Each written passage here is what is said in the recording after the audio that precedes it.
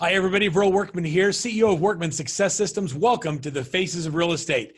The Faces of Real Estate's mission is to highlight those in our communities that are giving back and making a difference. And what a pleasure it is today to have the one and only Brooke Signs. Brooke, welcome to the call today. Thank you. It's my pleasure to be here. So Brooke's not just an amazing person. She's also a great real estate agent, coach, mother. I love that when we asked about your family, you started with sister. I'm a sister first. Your sister's going to be glad to hear that. Tell us a little bit about where you are. You're in not just one place, but you're in two different locations. Yes, sometimes at the same time, I feel like. So I'm originally born and raised in the West Michigan area, Grand Rapids, Michigan, and now reside in Charlotte, North Carolina. And so you run real estate in both places? Yes, I do. So tell us a little bit about your real estate business. Just give us a little bit of a snapshot of what your business looks like in these two areas. Absolutely. So I've been very blessed. We have amazing people on our team, and I think that's a huge part of getting it all to work is surrounding yourself with like-minded, successful individuals that share the same goals. And so in our West Michigan team, that's our hub for our admin, and we have 4 admin. We have 2 agents on that team, 3 including me. And then in our North Carolina market, we have 4 agents, including me. Hey, that's growing fast. That's more than last time we talked. Absolutely, trying to grow every day with the right people, like Jim Collins said. So those are two very different climate markets. Yes, and I'm learning that more and more every day too. I have to acclimate to the humidity whenever I get into the South. It takes me a couple of days to get used to it, but I love it when I get up in the morning and my shirts look like they've been ironed. Yes, no complaints here. We love it. That's really cool. And then, so you're also a coach with Workman Success Systems. You know, as you coach and you're building your teams and you're moving, how do you get it all done? I think being very intentional about what I spend my time on.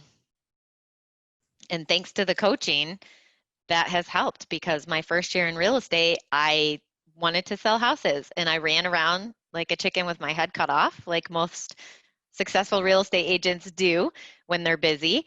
And I didn't have the systems and processes in place to be able to have that work-life balance that I do now. And so that has just been huge with my family and my business. Yeah, your very first year in real estate, you had some early on success. Some call you a bit of an overachiever. Would you agree with that? I think it's ingrained in my DNA. I love that competitive side of you. It's been fun to get to know you and your family a little bit. Tell us a little bit about your family. Yeah, so I'm an amazing, I've got a couple amazing kids. Kendall is 11 and she knows everything and wants to be in real estate someday. And Connor is 8. He just turned 8 and he's growing so fast. He's my baby. My wonderful husband, Jason, who is my biggest fan and constantly rooting me on and with all my crazy ideas and moving across the country even. So, and then I've got as I said, I'm close to my family. So I'm a sister, a daughter, everything else. My family's in the West Michigan area. I love that. I think you should tell Kendall that I'll start coaching her when she's 12. I'm going to wait till she's, at least 12 before we start really developing her as a rock star agent. That's going to break her heart, Verl, because she's ready now. Every time I say something, I'm like, what's Verl going to think of that? That's awesome.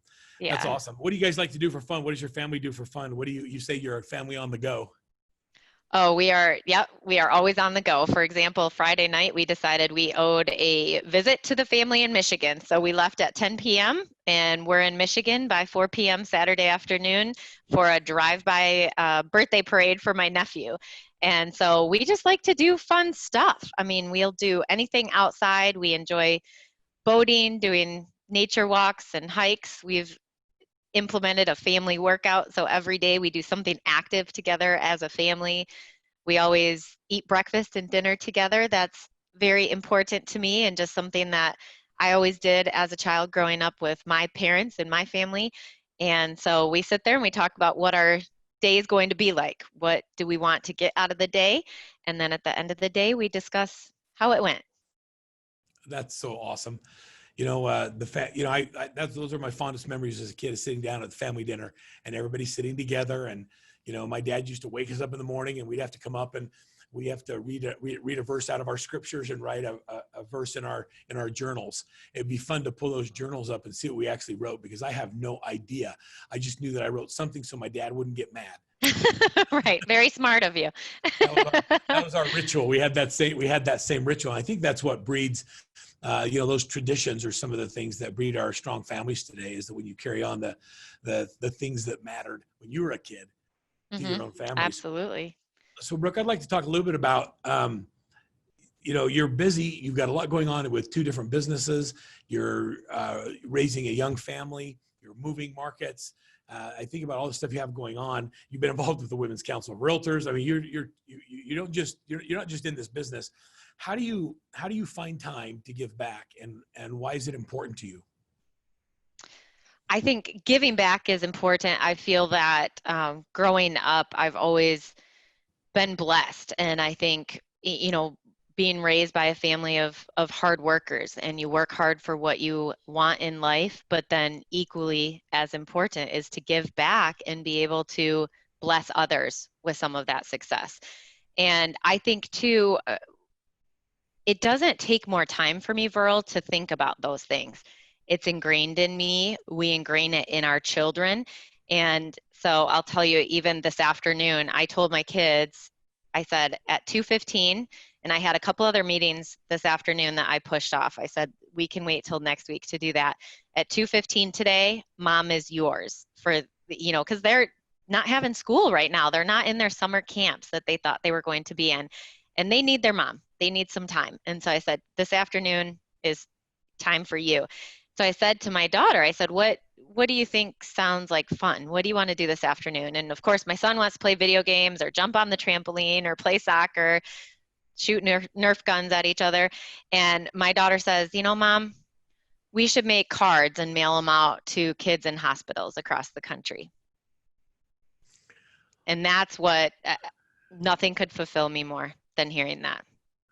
That's so awesome. I hate it when you do stuff like that. That makes me emotional. I think that I know. I almost just cried. Well, and while we were on our call this morning, she just came up with a poster that's now on my refrigerator that says, "Do what makes you happy." And I mean that I couldn't be more proud. We'll get her on the motivational speaking circuit, it sounds like, before too long. I know. She's got a tough mom with my history. So tell me about the Giving Circle and kind of what you do to give back and some of the things that you've done as a team. Absolutely. So we have done so many things, and I love to just continue to add to that list. So as a team, we are a part of the RE/MAX family, and we consistently are one of the highest office donors out of each one of our paychecks, out of our compensation to Children's Miracle Network. We, each year as a team, we choose an organization that we want to give back, whether that's financially, physically, volunteer, mentoring, I mean, all of the above. And so each of the team members and admins, we all sit around and we each give a presentation on what company or what organization we want to give back to. And then we all vote. And for the whole year, that's who we donate to in time, money, everything. And when we do events, we'll tie it in somehow for that organization. So whether it's all clients come into our movie event, bring a canned good item or non-perishable item to donate to that organization. So we tie it in, and as much as we can do, and getting the word out locally about those organizations too, so others can help. We've done Stuff the Backpack. We've done coat and hat and glove drives, more for the Michigan market than the Charlotte market for that one. But it's something that is constantly in our minds and in our hearts on what we can do. And with the recent pandemic, even in the Charlotte area, we went around to local business owners in the community and said, hey, we need to give back to these seniors that are graduating right now and are hurting because they don't have prom. They don't have their graduation and their cap and gown ceremony. They don't have open houses like many of us had. And so we came up with a hats off week. And so it's just wrapping up today. And this whole week, we have come up with a whole list of places that seniors can go. They just have to somehow prove they're a senior by showing their cap and gown or school ID. But they get free items all over town. And all these business owners and community members are loving on them and being able to celebrate them this week. And so that's been amazing. As far as That's the awesome. Giving Circle, yeah, the Women's Giving Circle in Grand Rapids, So a Brooke, group before you of, go on, before oh you go on yeah, to that, I had this really great idea while you were talking. So I'm just yes. going to throw it out there. I think that now you're in North Carolina, the hat and glove drive would be great. Mm-hmm. They don't need them anymore. Take them back to Michigan. Oh, that is a great idea. I Just think love that. Yeah. there's a lot of people that transplant and they move there and they realize they don't need their winter coats, boots, hats, gloves. Let's get them back to Michigan where That's I've been there in the winter fantastic. and I know they need it. Yeah, absolutely. I love that. There are so many transplants. So yes, and we're happy to get rid of them at that point when we move down here too. We're like, yes, take them. You certainly have a car that goes back and forth. So you have transportation handled. Yes, I think we got that cargo. We can fit it in. All right, so let's get into the Giving Circle. I love the name of it. Yeah, we brainstormed and wanted to make sure that it was a fitting name for what we were doing. So we really are a circle of women. There's 10 of us that we meet on a monthly basis, and each of us get to choose. So we divide up the months of the year, and each of us get to choose an organization. We try to keep it local in the West Michigan area for them, and that we can give back to and that we can donate to. And so we have done, we have partnered with a ton of organizations. This is our third year that the Women's Giving Circle is meeting and donating, and we each donate $100 a month. So 10 women, $100 a month, we're donating $1,000 a month to local organizations. And that's just the financial part of it. If we can do anything else, and if they say, you can prepare meals for these high school homeless kids, you can stuff the backpacks, you can do these different things, we all jump on board and do what we can with that too. And I love telling my kids, I'm going to the Giving Circle tonight, and I reiterate what it is and why we're doing it, and it fills a special part of my heart. That's really fun. Is there any examples of things that you've done with the Giving Circle that like stand out in your mind? Oh, the one thing,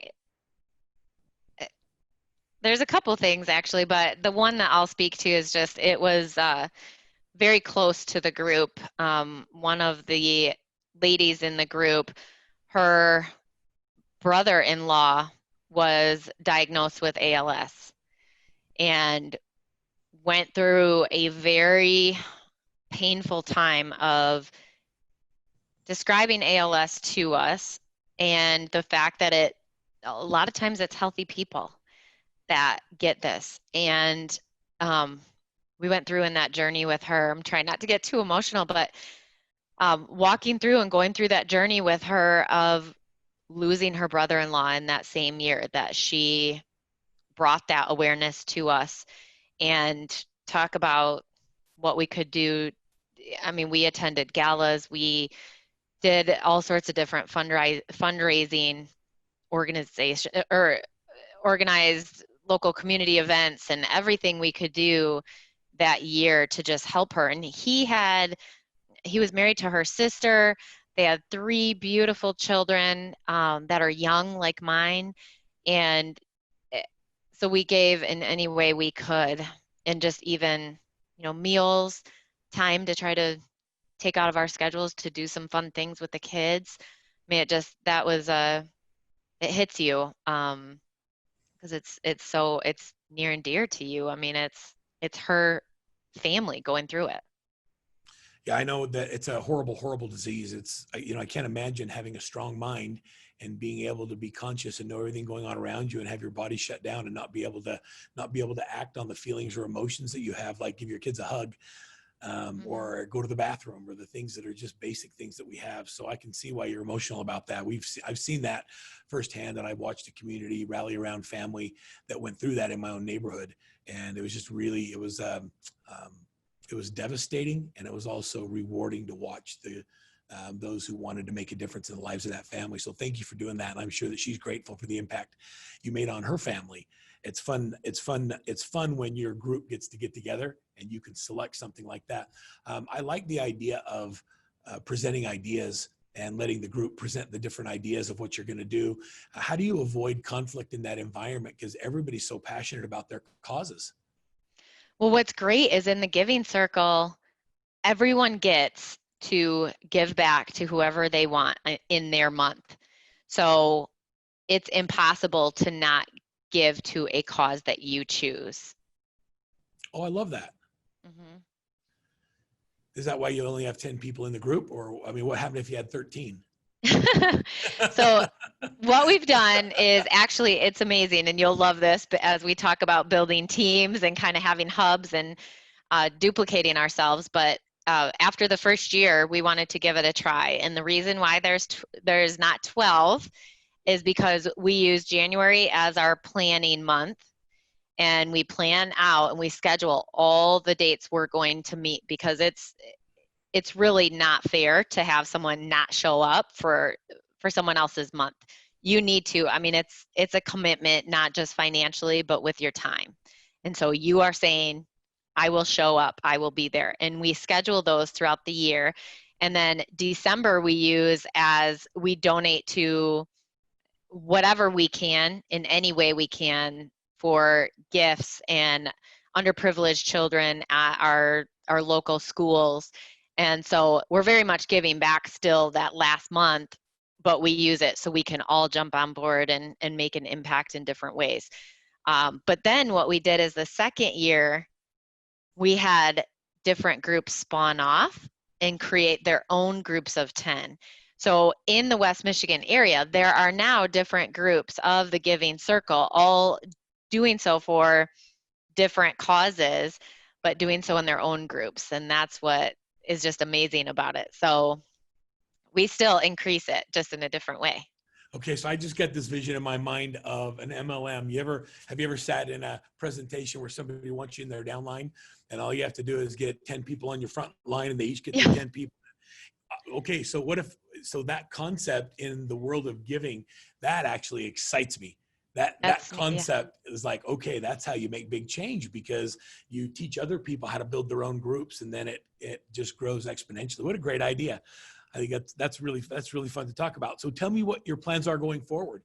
Are you going to set the Giving Circle up of North Carolina? Yeah, so there are many organizations. Women Who Care is one that's local in my neighborhood here, and one of the ladies that started it here in the local area is one of my neighbors.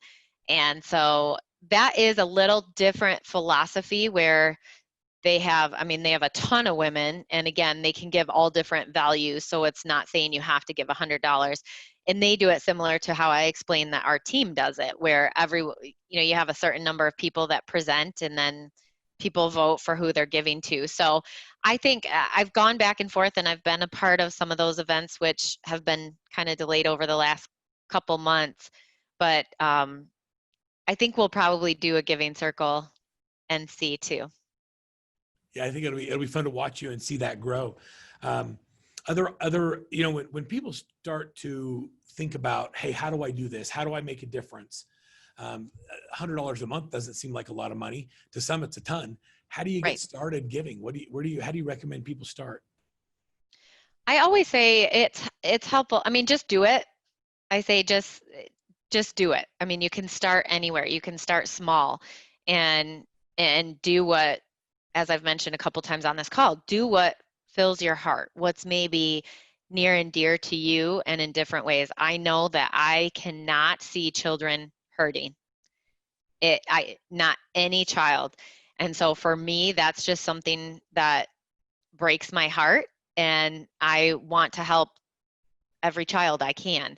So Jason should be happy that we don't have a whole house full of of children that need to be adopted here, and maybe someday we'll get there. But I think you can start anywhere. You can go and just even, I mean, the smallest thing, even talking. I know when I was in, probably 6th grade, I used to leave my middle school and I volunteered to go to a local retirement home to just talk to seniors that lived there and didn't have, maybe, not all of us have that family that can visit all the time. And they just wanted to talk to somebody. They just wanted someone to interact with. And so if it's visiting the elderly, if it's helping them to grocery shop, if it's, helping out at your church, there are places to give. And it's, like I said, it's not always financially. You can give of your time. You can, we've helped clean up local elementary schools with their landscaping and their playgrounds. The opportunities are endless. You just have to make a decision that you're going to do something and then act on it. Absolutely. I will act now. What a pleasure to talk to you today, Brooke. Thank you so much for being part of the Faces of Real Estate. As we share your story with others, we hope it encourages a culture of giving in our industry. We are blessed with so many opportunities, and I believe that as you are blessed and you are given much, much is expected. And as we give back, it'll continue to change the lives of the people that we come in contact with every day. So on behalf of Workman Success Systems and the Faces of Real Estate, thanks for being a giver. And I wish you continued success as you continue to look for opportunities to serve. Thank you, Verl. Same to you.